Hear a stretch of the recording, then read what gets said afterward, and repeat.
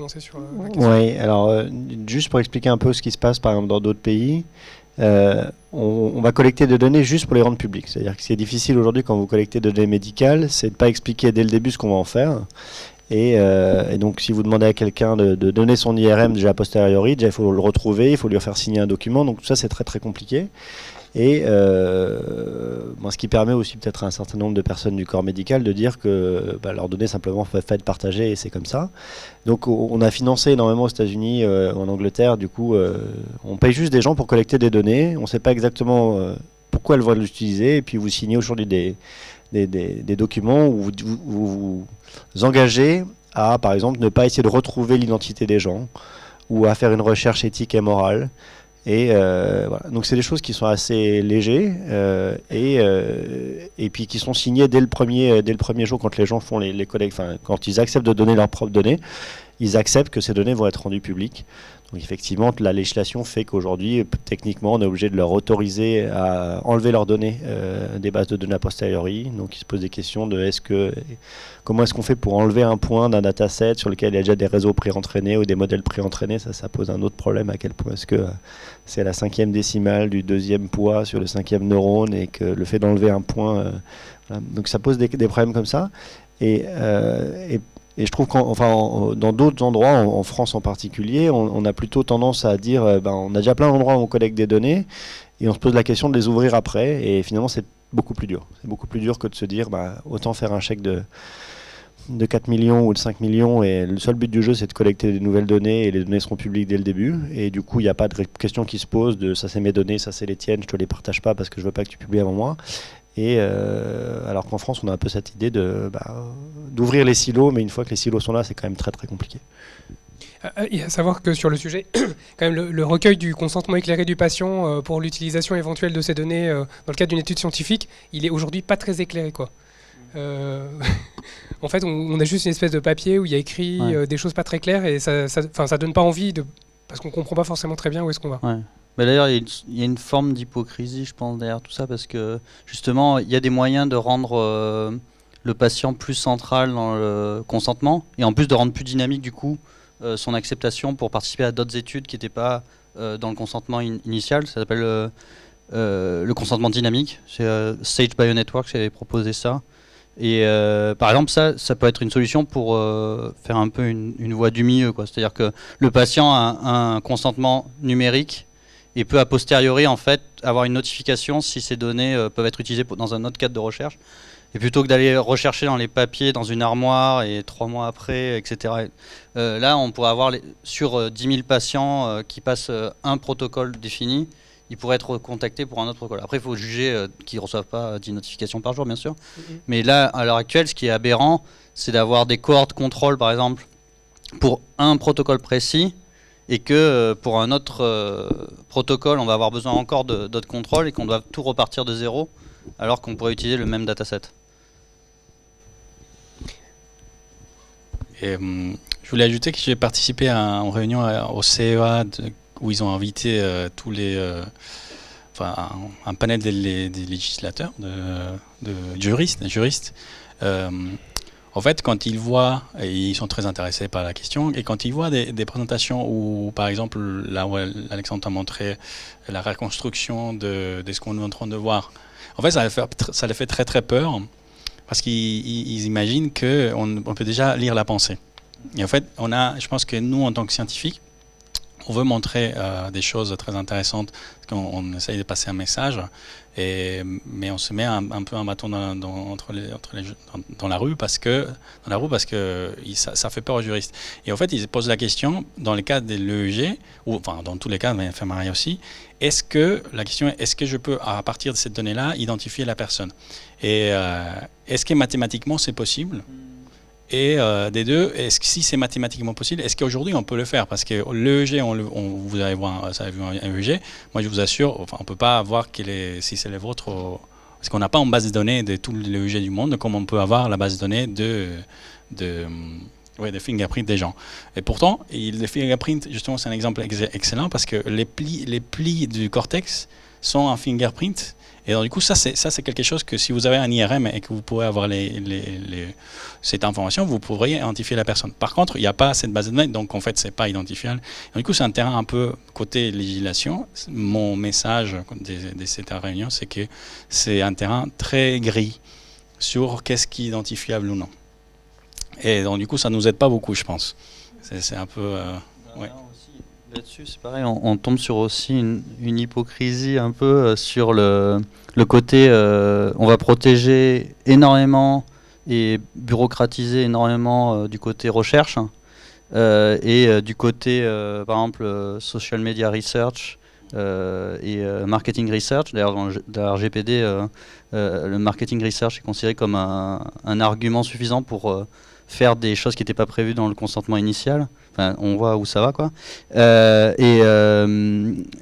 trouve ça un peu choquant, d'ailleurs, de voir en fait la géométrie variable en matière d'éthique quand on essaye de faire un protocole de recherche pour aider des patients et quand on essaye de vendre quelque chose sur des réseaux sociaux.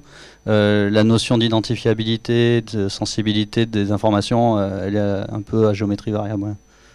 Et donc d'où notre travail pédagogique voilà, un peu ici, très modestement, mais et voilà, et celui que vous faites évidemment tous les jours. Alors moi, il y a un sujet, oui, pardon, excusez-moi. Si vous avez une question, bien sûr, je vous passe le micro. Vous pouvez préciser, vous dites que c'est un terrain gris, ce qui est identifiable. Est-ce que vous pourriez dire aujourd'hui, en 2018, qu'est-ce qu'on sait ou qu'est-ce qu'on ne sait pas identifier? Parce que c'est ça, hein, il y a des gens qui ont des peurs peut-être irrationnelles, mais ils ont l'impression que tout est possible. Aujourd'hui, 2018, qu'est-ce qu'on sait faire pour l'identification à partir de ça? En tout cas, pour justement reprendre le côté réseaux sociaux, à partir de 10 likes sur Facebook, on arrive à savoir pas mal de choses. Donc c'est effectivement les plis cérébraux, ça peut être un bon exemple identifiable en théorie, mais on n'a pas la base de données de tous les plis cérébraux de toute la population. Donc c'est possible en théorie, mais ça l'est pas en pratique. Oui, après, il y a aussi la possibilité, éventuellement, à partir du moment où on n'a qu'une partie des informations, de faire... alors, je ne sais pas dans quelle mesure ces caractéristiques sont héréditaires ou pas, mais on est capable de faire des statistiques pour essayer d'imaginer plus ou moins des choses. Quoi. Enfin, ouais. Il y a l'exemple du defacing aussi en IRM anatomique. On enlève quand même le visage des fois, parce que on peut reconstituer quand même pas mal l'image de la personne, juste à partir de la forme du visage en IRM. Mais... Sur de l'EEG ou de la MEG, c'est quand même beaucoup plus compliqué d'identifier les gens. Donc si, je sais pas, si vous avez 5 individus et vous enlevez un bout de données, vous dites lequel des 5 c'est, peut-être que vous arrivez à le faire dans 70% des cas, sachant que vous avez une chance sur 5. Je donne des chiffres comme ça, mais voilà, si vous avez un truc qui a raison dans 70% des cas avec une chance sur 5, si maintenant vous mettez 1000 sujets, c'est plus 70%, mais c'est beaucoup moins la performance. Donc oui, que vous êtes capable de le faire au-dessus de la chance. Est-ce que vous soyez capable de le faire suffisamment bien pour être certain de votre conclusion? En tout cas, sur des données d'électrophysiologie, on est quand même à des années-lumière de faire des trucs... c'est pas de l'IRM où vraiment on peut regarder la photo et les plis corticaux. Pour compléter sur l'EEG, ce qu'on sait faire... par exemple, quand on imagine... malheureusement, Natalia n'a pas pu se présenter, mais on peut détecter que quelqu'un imagine un mouvement. Mais on peut détecter 4 mouvements max. Enfin, c'est un grand maximum. Moi, je pense que c'est moins. En tout cas, avec plus de spécificité. Et on peut aussi mesurer la réponse à des stimuli. Donc, s'il y a des lumières qui s'affichent ou des caractères qui s'affichent et qu'on se concentre sur une lettre, eh ben, on peut voir sur laquelle on se concentrait. Mais dès là à lire la pensée, on est vraiment très très loin. Hein. Parce qu'on peut détecter qu'on bouge la main, mais on ne peut pas faire la différence si on bouge les doigts ou l'autre doigt. Pas avec l'EEG, peut-être avec d'autres techniques, oui. Et en même temps, on ne sait pas faire ça d'une manière générale. Et en même temps, il y a des choses comme par exemple, on avait parlé de Rebecca Sachs un moment, où j'avais vu, je ne sais pas si vous avez vu le TED Talk qui date quand même maintenant d'il y a peut-être presque 10 ans, je crois, dans lequel elle parle de stimulation magnétique transcrânienne pour influencer le jugement moral. Donc, je ne sais pas dans quelle mesure aujourd'hui c'est quelque chose qui est plutôt de l'ordre du fantasme ou de la réalité, ou ce qu'on sait vraiment faire sur le sujet, mais comme en plus de ça c'est ancien, qu'est-ce que vous pouvez en dire 2 mots ? Encore, je veux dire, pour influencer le jugement moral, je suis plus concerné par le marketing à publicité que par l'analytique transcrânienne. De la même manière que pour l'identifiabilité, en fait, les statistiques de tapage sur un clavier sont aussi un meilleur moyen, un meilleur proxy d'identification que le G ou l'IRM. Donc peut-être qu'on se pose des questions parce que ça fait fantasmer effectivement de se dire on va identifier par le cerveau, on va influencer nos pensées, etc. Alors qu'en fait les voies classiques de la psychologie expérimentale sont bien plus efficaces et bien rodées, et il y a un énorme investissement qui est fait pour exploiter ça. Et d'ailleurs, c'était une des questions que je voulais te poser tout à l'heure quand on n'avait pas complètement le temps, mais tu parlais en fait enfin, on en avait parlé un petit peu, voilà, de cognition sociale, je crois, ou en tout cas de choses qui se passent à un niveau relativement bas en termes de, enfin, t'es un peu dans le hardware sur le sujet. À côté de ça, il y a des gens qui font de la psychologie cognitive qui sont pour le coup très high level dans leur manière d'appréhender les choses. Entre les deux, c'est quoi le type d'approche et qui éventuellement travaille sur ces questions-là, à ta connaissance?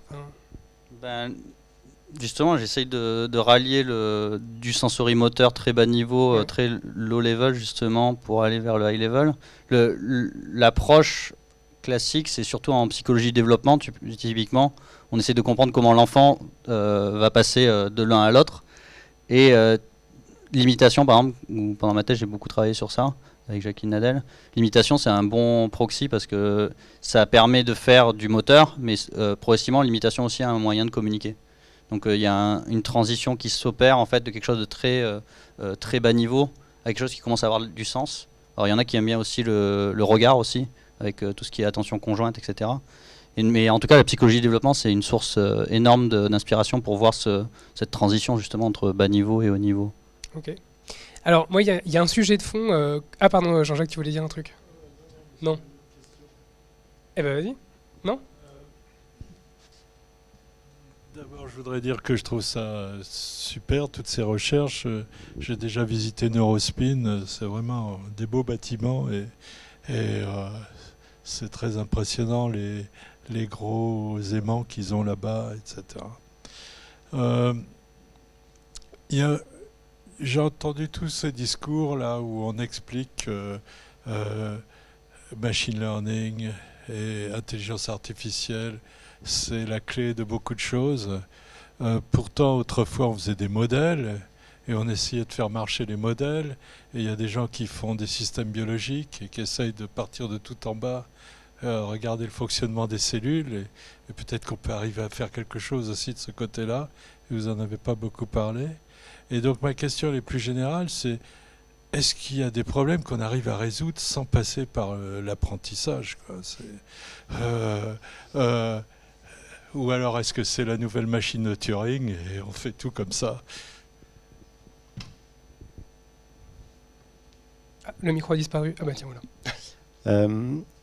Je dirais qu'il y a en biologie ou même dans d'autres disciplines, en traitement naturel de la langue, il y a toute l'étape où on fait des modèles pour essayer de construire, imaginer des modèles génératifs qui permettent de mieux comprendre comment les données sont générées. Après, on a faire les paramètres et je dirais des stats plus classiques. Et c'est des choses que on voit encore et notamment on les voit beaucoup encore en biologie lorsque les données sont pas où il n'y a pas beaucoup de données. Où en gros, plus on a d'intuition sur la physique du système, sur la biologie du système, ça nous permet d'avoir des bonnes intuitions de comment construire les variables, comment trouver la bonne paramétrisation du problème pour avoir un meilleur contrôle sur ce qu'on observe, ce qu'on mesure, des intervalles de confiance qui sont plus petits.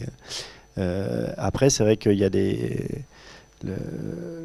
est-ce que c'est la nouvelle machine de Turing de mettre juste des pétaoctets d'images en entrée Tout à l'heure, il y avait l'exemple d'un chip, on enlevait quelque chose, on ne comprenait pas avec les techniques que vous utilisez ce qui se passe, mais pour moi c'est tout à fait naturel parce qu'un chip c'est très compliqué, Et j'ai du mal à croire que le cerveau soit aussi compliqué. Il y a des phénomènes statistiques qui sont beaucoup plus réguliers, j'ai l'impression. Et bon, je peux me tromper, mais donc ça veut dire quand même qu'il existe d'autres modèles et que on peut peut-être arriver à trouver des choses intéressantes avec d'autres modèles. C'est ça. Et alors, du coup, j'aimerais bien juste reprendre. Enfin, je pense que c'est ma question de fond, ce qui a peut-être un peu motivé aussi mon envie d'organiser cette session, c'est que moi, quand j'étais petit, quand on parlait d'intelligence artificielle, on parlait voilà, de modèles, de prologues, de systèmes de systèmes symboliques qui font une forme de raisonnement hypothético-déductif. Et aujourd'hui, quand on parle d'intelligence artificielle, on parle de machine learning, de méthodes très numériques et de choses qui, au demeurant, sont quand même et statistiques, qui sont très éloignées de ce qu'était l'intelligence artificielle dans cette acception voilà, d'il y a quelques années de ça. Et donc, une question que je me pose, mais je pense qu'Alexandre aussi, tu voulais un peu évoquer le point tout à l'heure. Quand on dit intelligence artificielle et quand on dit machine learning, voilà, de quoi on parle et de quoi on ne parle pas, et est-ce qu'il n'y a pas effectivement une espèce de focus très à la mode en ce moment sur les systèmes de machine learning, et puis finalement on a un peu oublié les systèmes symboliques, ou est-ce qu'ils continuent d'exister? Est-ce qu'il y a des questions aujourd'hui, est-ce qu'il y a des équipes qui travaillent sur l'intégration des modèles symboliques et numériques, et qu'est-ce qu'on en fait? Et je reviens à l'histoire de Judea Pearl de tout à l'heure, parce qu'il y a le curve fitting dans toute sa sophistication, et je te voyais sourire en fait quand j'ai dit ça, mais ça ne veut pas dire que c'est pas compliqué et qu'il n'y a pas d'énormes problèmes scientifiques très passionnants à traiter sur le sujet. Mais malgré tout, il y a quand même cette problématique de la modélisation et de l'interprétabilité des résultats, et de la capacité à raisonner avec ces éléments-là, quoi. Et donc, moi j'ai l'impression qu'il manque un petit peu quelque chose quelque part, et je voudrais savoir voilà, où est-ce qu'on en est par rapport à ça, vous qui êtes des experts de la question.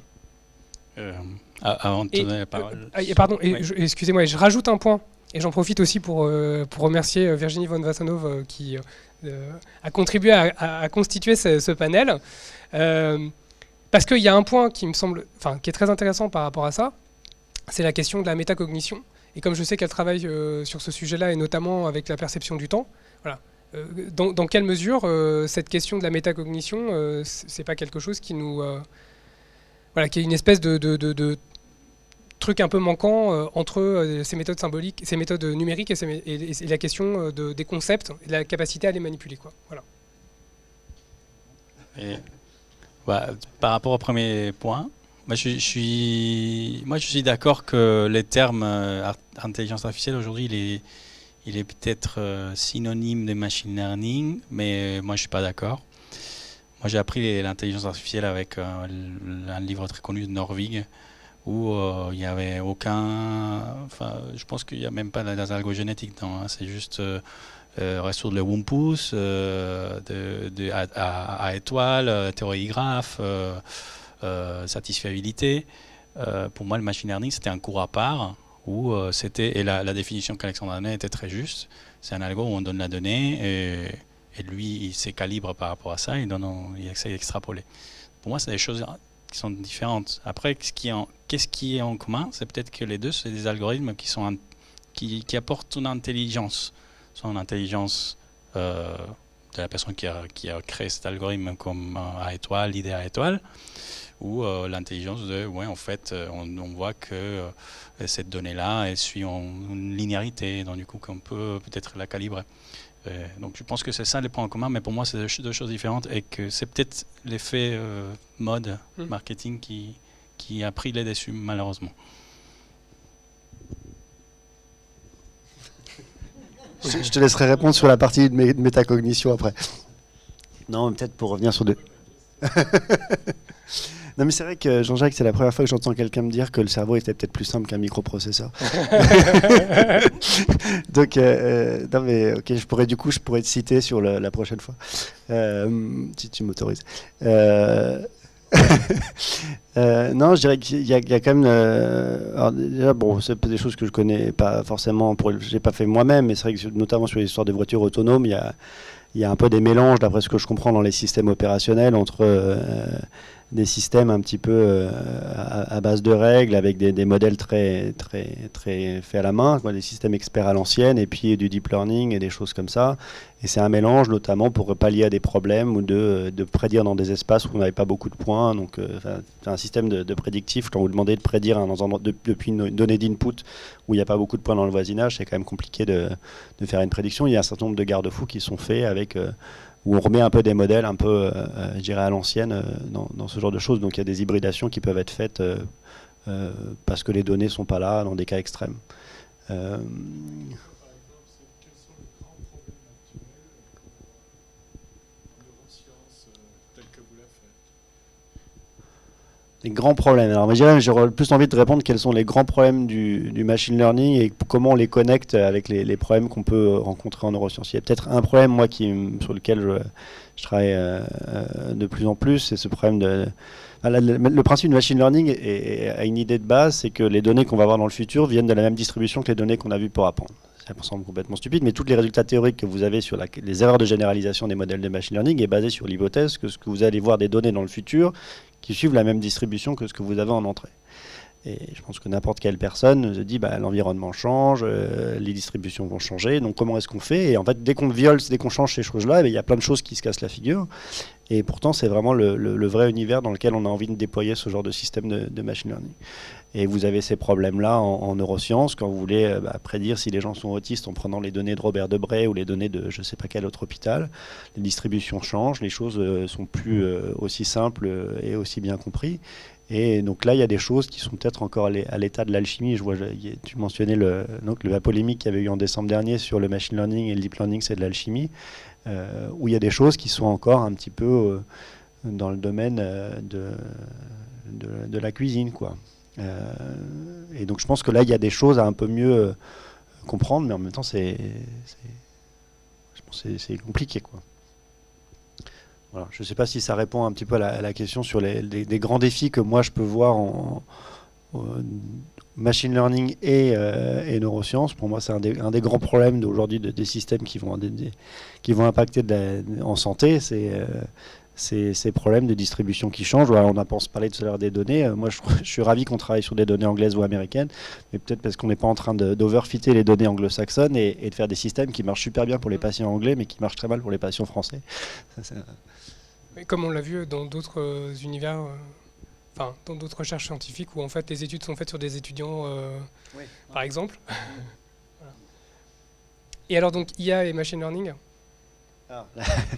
Alors j'ai enlevé cette slide, mais bon, je pense que je vais peut-être répéter ce qui a été dit. En gros, il y a une façon de faire de l'IA qui est du machine learning, et il y a une façon de faire du machine learning qui s'appelle le deep learning. Donc tout ça, c'est imbriqué. Le machine learning, ça sert aussi à faire d'autres choses que l'IA. Quand on voulait faire de la médecine, de la maintenance préventive chez un grand constructeur automobile, il parle de machine learning, mais ça n'a rien à voir avec l'intelligence artificielle.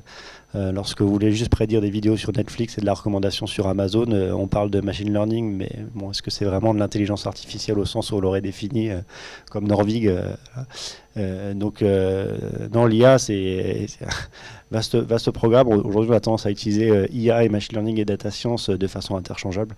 Je pense que c'est tout comme il faut expliquer qu'on ne peut pas lire dans les pensées et reconstruire les rêves des gens. Je reviens un peu en arrière, il y avait cette étude de Japonais il y a quelques années où ils avaient, en réveillant les gens juste après une phase de sommeil paradoxal et en leur posant des questions, ils avaient collecté une base de données annotée où ils étaient capables du coup de publier en expliquant qu'ils étaient capables de relire les rêves des gens.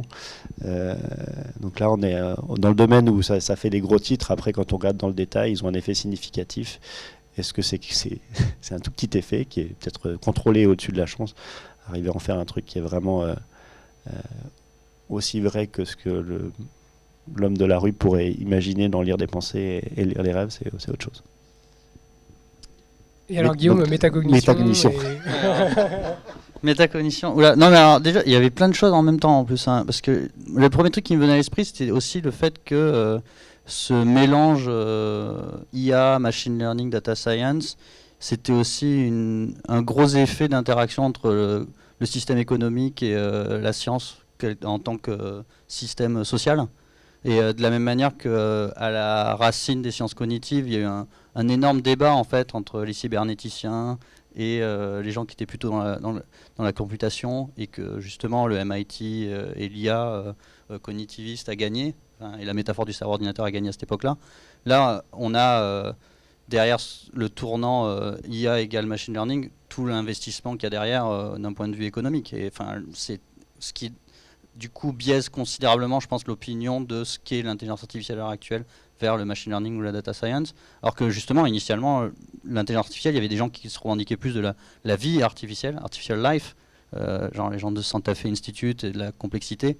Et justement, là, ils étaient plus dans des modèles de la phénoménologie, essayer de comprendre les graphes, les interactions entre les agents, et de mettre beaucoup plus de structure avant d'analyser les datas elles-mêmes, essayer de comprendre comment avoir des objets conceptuels nouveaux pour aborder ces questions d'émergence notamment.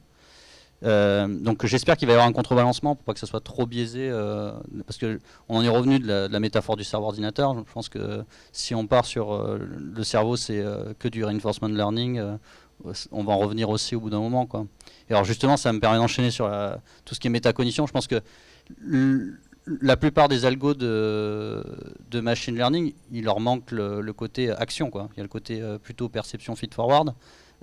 Penser à de la métacognition ou de la théorie de l'esprit sans qu'il y ait la partie action, ça semble complètement aberrant. Et la boucle perception-action, elle est essentielle justement dans le développement cognitif de l'enfant. Là, on est très loin d'avoir vraiment des algorithmes. Donc, ce qui se rapprocherait le plus, ça serait le reinforcement learning. Et la robotique épigénétique et tous ceux qui font de la robotique développementale, qui s'approchent un peu de ça.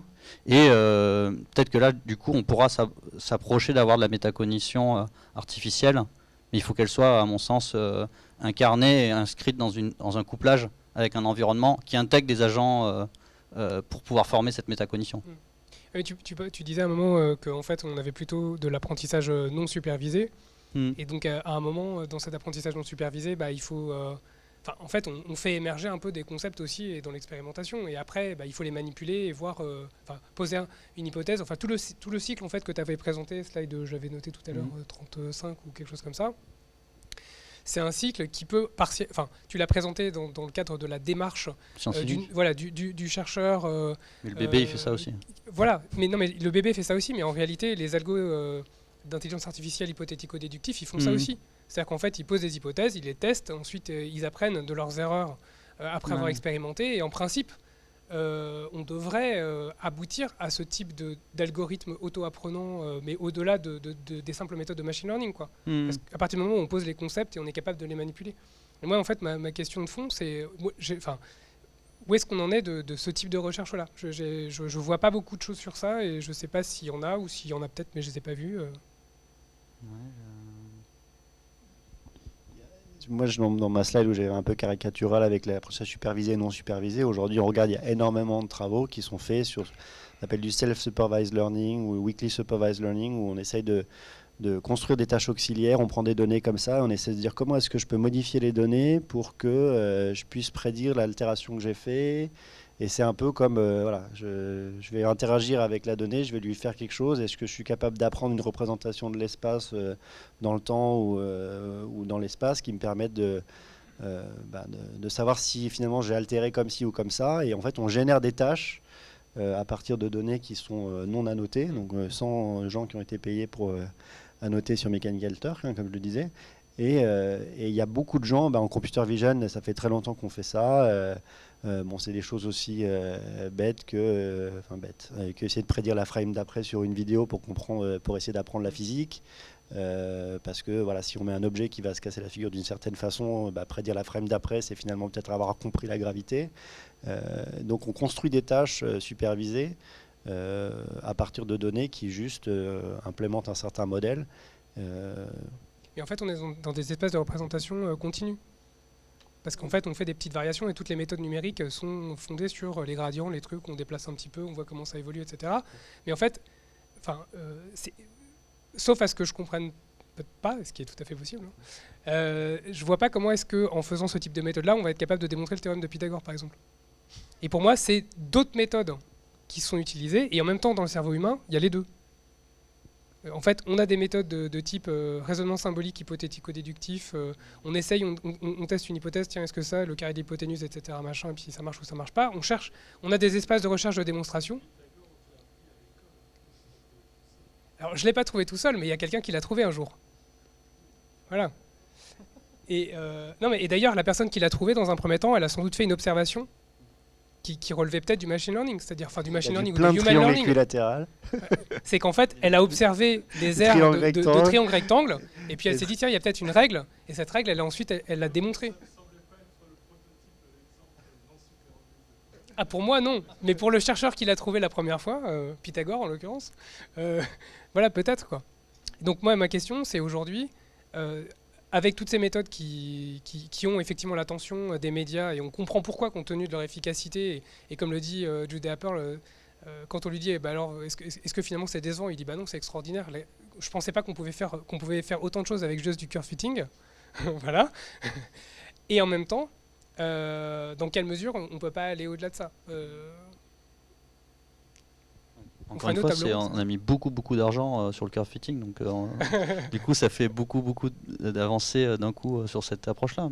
Alors moi ce que je vous propose c'est qu'on fera une autre table ronde avec des gens de coq ou quelque chose comme ça, d'une autre équipe INRIA, et puis on essaiera de voir, et c'est l'heure, c'est ça? Ouais. Alors est-ce qu'il y a encore d'autres questions dans la salle? Oui. Oui, bonsoir. J'ai compris qu'il y avait un concours pour détecter les autistes. Alors je voulais savoir si ça concernait aussi les autistes de haut niveau et les Asperger. Et à la suite, est-ce que les travaux sur les TDA permettent aussi de faire un diagnostic de TDA, et est-ce qu'on pourra faire du diagnostic de toutes les problématiques psychologiques, psychothérapeutiques et psychiatriques avec ce type de technique? Alors c'est une question qui est hyper intéressante, mais aussi extrêmement controversée, parce que le diagnostic il est posé par un médecin, il n'est pas posé par un algorithme. Pour l'instant. Ouais, en tout cas, il y a justement l'interaction avec le corps médical est très sensible là-dessus, parce que de là à uberiser le médecin et à remplacer ça par un algo de curve fitting, on en est loin. Et surtout qu'en plus, les constructions diagnostiques sont des constructions sociales liées à un consensus médical sur qu'est-ce que c'est l'autisme. D'ailleurs, la définition de l'autisme évolue d'une version du DSM, la grosse bible de la psychiatrie américaine, d'une édition à l'autre. Donc ça pose beaucoup de questions, même sur le plan de qu'est-ce qu'une maladie psychiatrique, comment la définir, etc. Et là, par exemple, nous, dans notre labo, on travaille par exemple sur la stratification de patients pour trouver des sous-groupes de patients. Parce que justement, en cancer, c'était pas juste la question de dire vous avez un cancer, vous n'avez pas de cancer. C'est comment on va faire pour trouver quel sous-type de cancer vous avez pour vous traiter au mieux. Et je pense que être sur une notion déjà de premier niveau, détecter le diagnostic tel qu'il a été posé sur l'autisme, c'est déjà un premier pas pour peut-être comprendre quels sont les poids ou qu'est-ce qui conduit à cette classification. Mais à terme, je pense pas que ce soit juste un 0-1 diagnostic qu'on attende. Par exemple, dans l'équipe de Lionel Nakache à la Pitié-Salpêtrière, il travaille sur les comas et toutes les questions de l'AREA, et est-ce qu'on débranche quelqu'un ou pas. À la fin, c'est un médecin quand même qui prend la décision avec la famille et avec tout un contexte social, etc. Donc c'est très sensible en fait comme problématique. C'est pas juste une question de maths, c'est aussi une question sociale, quoi. C'est assez bien représenté dans les méthodes. Je pense que l'autisme à l'heure actuelle a beaucoup de succès, je ne sais pas pourquoi justement. Parce qu'on parlait brièvement, je pense que l'autisme c'est quelque chose qui est suffisamment... Déjà ça touche souvent les enfants, donc ça veut dire qu'il y a aussi un part de... en gros, c'est très immoral ce que je vais dire, mais quand on touche des enfants, c'est peut-être plus... ça sensibilise... plus des milieux associatifs, ça pousse des gens qui ont des enfants autistes à faire des grandes donations et à financer des recherches là-dessus. Aux États-Unis, par exemple, comme ça, où c'est très commun que des gens fassent des gros chèques parce qu'ils ont des enfants qui ont été affectés de certaines pathologies, certains troubles cérébraux, et qui vont financer de la recherche. Après, il faut des pathologies où il y a suffisamment de cas, parce que si vous avez un cas sur 1 million, vous pouvez faire juste un papier de médecine avec un cas que vous avez décrit, comme Paul Broca l'a décrit en long, en large, en travers. Si vous voulez faire des études un peu statistiques, il faut avoir suffisamment d'observations assez homogènes, et c'est vrai que l'autisme, malheureusement, est une pathologie où il y a suffisamment de cas pour qu'aujourd'hui on arrive à agréger des choses et à faire du machine learning ou essayer de faire de l'analyse statistique de ces choses-là. Et toutes les pathologies, je dirais... d'un côté, on aimerait qu'il y ait plus de cas pour essayer de mieux les comprendre, mais en même temps, plus il y en a, plus ça veut dire qu'il y a des gens qui en souffrent. Donc, Et je voulais ajouter côté TDA, moi je pense pas que avec l'EEG on va pouvoir en court moyen terme remplacer le diagnostic d'un médecin. C'est comme disait Guillaume, ça va être une aide, enfin, peut-être quelque chose qui va avoir une probabilité. Il y a une telle chance que, enfin, il y a ça correspond à ce qui a été observé. Il y a toute la problématique des caisses sur quoi ça a été entraîné aussi. Donc il y a des moments de problèmes éthiques là-dessus. Aujourd'hui, dire que l'activité cérébrale d'une personne a une valeur, enfin on quantifie ça et on compare à une base de données normative, qu'est-ce qui est normal, pour le ramener à normal, ce qu'on appelle les QEG, normatives QEG. En fait, c'est quelque chose qui est très controversé. Ça se faisait avant, ça se fait plus. Là, maintenant, on est tous d'accord, enfin, la plupart des gens sont d'accord. Il n'y a pas un EEG lambda. Enfin, c'est pas la moyenne de tout le monde qui est la moyenne qui va vous représenter. On a tous une variabilité assez forte pour ne pas dire, oui, en fait, vous n'êtes pas normal, donc venez là-dessus. Et donc, c'est pour ça que je pense qu'avec l'EEG, ça m'étonnerait qu'à court terme, on utilise ça pour les diagnostics. Mais ça peut quand même donner des informations qui sont pertinentes. Dans les cas de l'étude que j'ai présentée, on se pose la question de dire, enfin, une fois qu'on aura la donnée, on a déjà prévu qu'on va faire des analyses pour dire est-ce qu'avec 5 sessions de neurofeedback, on peut estimer que vous n'êtes pas répondeur et que du coup, on peut arrêter ces traitements-là parce que, enfin, il n'y a pas besoin de prendre. Enfin, si on va de l'autre côté du spectre, il n'y a pas besoin de prendre 10 antibiotiques pour se rendre compte au bout du premier qu'on est allergique, enfin, ou que ça marche pas. Donc, en fait, c'est ce genre de questions qu'on pourrait résoudre avec la donnée. Mais comme disait Lancelot tout à l'heure, ça va dépendre aussi de la qualité de ce qu'on a acquis. Alexandre, tu auras le mot de la fin. Ouais, le mot de la fin, c'est une question que j'aime bien poser autour de moi. Si vous avez votre médecin qui dit que votre enfant est autiste et qui a tendance à se tromper une fois sur 10, est-ce que vous préférez que ce soit un médecin qui se trompe une fois sur 10 ou un ordinateur qui se trompe une fois sur 100 ? Est-ce que vous préférez faire confiance à un ordinateur ou à un médecin ? Je pense que la réponse n'est pas si évidente que ça. Alors oui... je pense que c'est plus pour voir la variabilité des choses, il y a le fait de l'interaction sociale fait qu'on on admet que l'erreur est humaine et on arrive à vivre avec et finalement ce fait de se dire que le médecin peut avoir tort, on se dit que c'est pas grave. Se dire que l'ordinateur peut avoir tort, c'est plus difficile à accepter et c'est surtout qu'on se dit qu'il peut avoir tort alors que c'était pas si difficile que ça et un médecin l'aurait vu, donc c'est... Mais il y a même des papiers de recherche sur ça, je crois. Oui, des questions, enfin, c'est des problèmes comportementaux, des questions où on va poser à des gens, est-ce que vous préférez monter dans un avion où le pilote se crache une fois tous les 100 000 km ou un pilote automatique qui se crache une fois tous les 1 million de kilomètres? Est-ce que vous préférez le pilote automatique ou le vrai pilote? Et en fait, il y a plein de gens qui vous disent le vrai pilote, même si statistiquement, il se plante beaucoup moins. On va remercier nos 3 intervenants. Merci David, merci Guillaume, merci Alexandre.